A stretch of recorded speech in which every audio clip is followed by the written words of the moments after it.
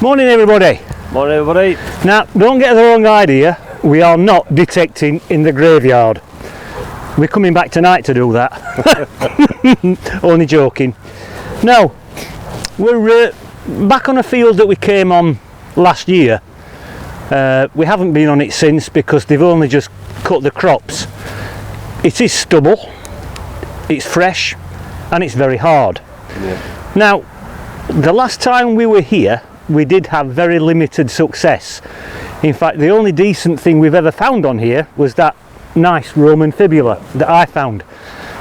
It is supposed to be a Roman field and the Romans have been in the area, but this field has been absolutely hammered by clubs, rallies, etc. So basically we find what we find, if anything. If we do find anything, I will put some photographs in the video, and at the end of the video I will be doing the draw for the giveaway, so stick around and see what you might win. Yep. Okie dokie. Right, we'll go and see if we can find anything at all. Catch you later. See you again.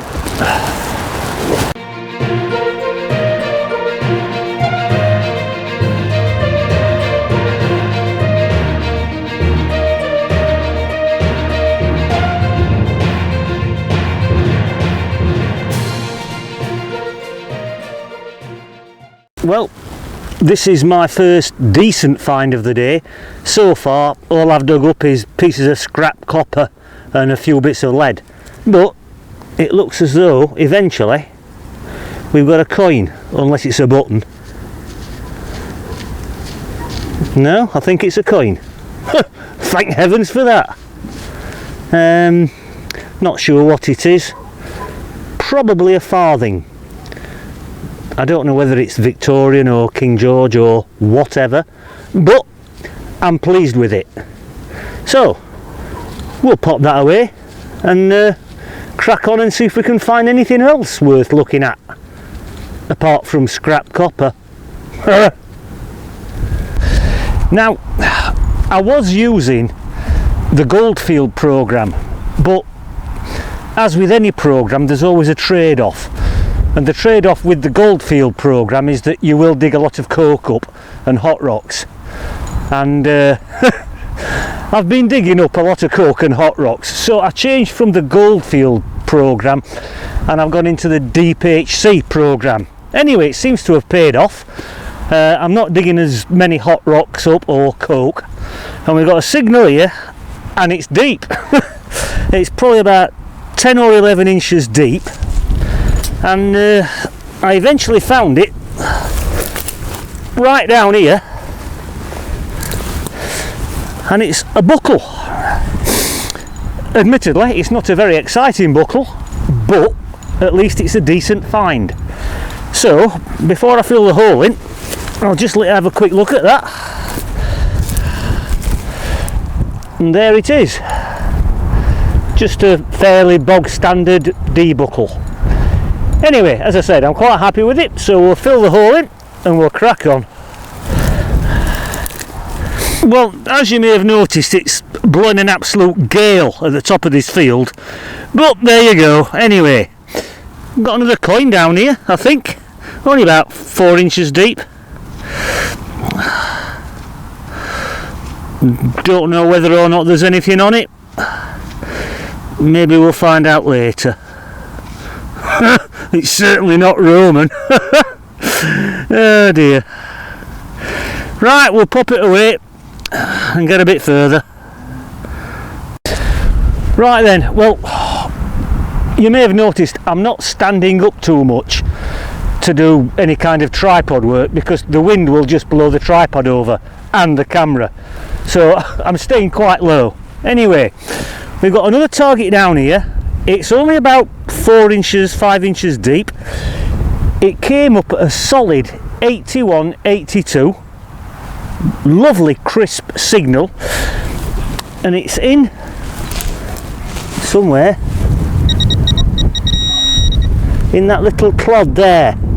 I can just see the edge of it. Now it's either a button or a very, very tiny little coin. So I'll bring it a bit closer and we'll have a look together and see what we've got.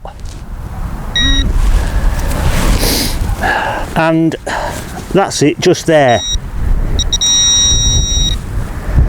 Now, as I said, I don't know whether it's a tiny coin or a button. I don't think it's a button,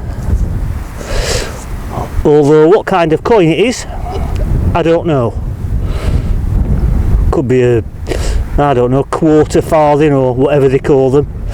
But it's another welcome find, because I'm not finding much. Right, well, I think we'll pop that away and go for a cup of coffee and see what Al's found, if anything. Right, catch you later. Well, Al says he might have something that's unusual to look at. Yep. What is it? It's there, Rob. Sort of a winder or something of something. Oh yeah, that's unusual anyway. Little Patina to it. windy thing. Bit too big for a watch winder. Yeah, it's interesting though. Bad. How deep were it? Whew. About 8 inches. Yeah. Yeah. Okay, nice one, mate. Yep. Cheers, Rob. Now, I don't normally show you all the crap that I've dug up, but I'm showing you this just to prove a point. This field is now full of contaminated green waste. Well, it's not even green waste, it's just contaminated waste. The field is absolutely full of it. It's everywhere, and it was never like this before.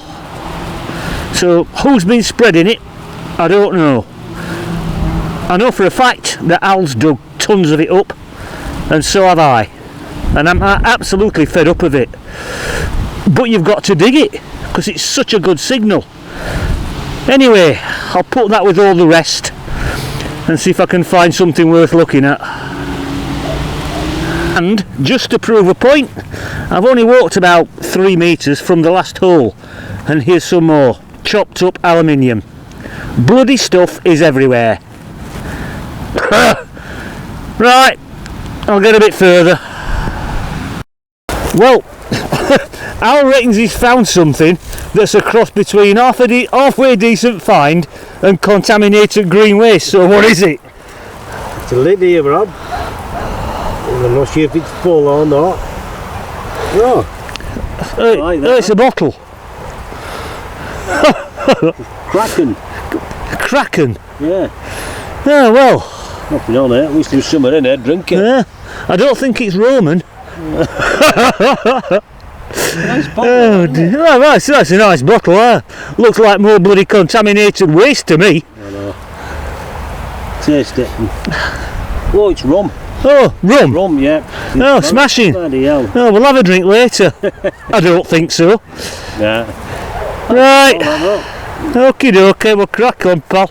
Well, what an absolutely wonderful little find. yeah. Better than Coke cans. Better than cans,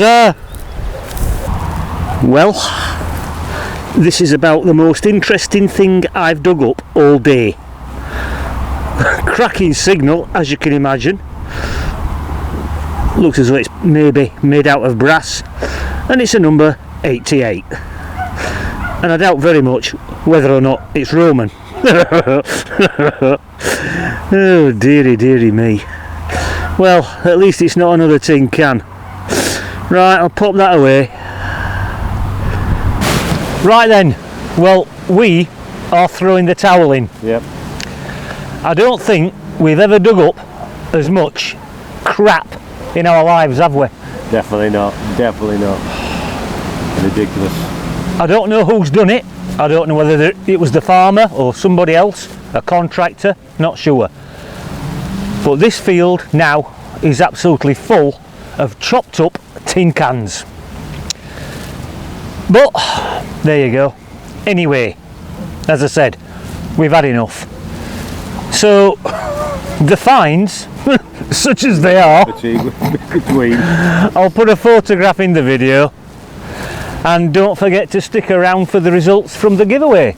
And well, I think we should go in that graveyard tonight. well, we could go in graveyard tonight. Yeah, we'd probably have better luck. God. Joking. Anyway, thank you very much for joining us, and good luck in the draw. Yep, good luck guys. Catch you all later. Yeah. Well, what a disappointing day when you find out that one of your fields is now covered in contaminated green waste. Now, in all fairness, it's a problem that we very rarely come across, but I know a lot of other metal detectors have had big problems.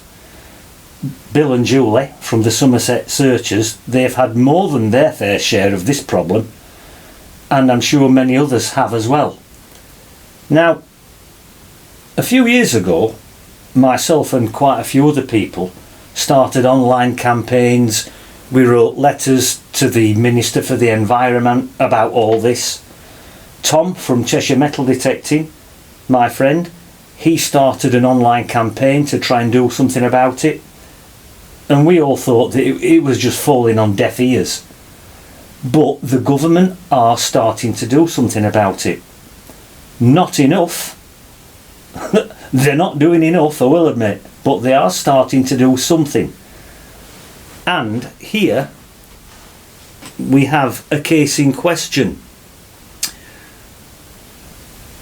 In August this year, a company, who I will not name, was fined £75,000 with costs of £13,500 at Derby Magistrates Court for offences under the Environmental Protection Act. The compost delivered by the company to a farmer was found to be contaminated with mixed waste such as plastics, paper, metal, kitchen knives, bottle tops, etc. And after the court hearing in Derby, an environmental agency officer said, "This is a serious environmental crime by depositing controlled waste. The said company have fallen significantly short of their environmental duties, and we will not hesitate to prosecute such cases that arise after this one." So they are doing something about it, but as I said, they're not doing enough. So all I can say is keep signing your petitions, keep writing the letters to the Environmental Minister, all that business, and keep plugging away at it, because it's only people like us that can stop this from happening. Okay, right. Let's fire up the YouTube random comment picker and see who's won. Right then, well, here we are on the YouTube comment picker. I've put the URL number in there for the video. I've ticked all the appropriate boxes. Number of winners 2.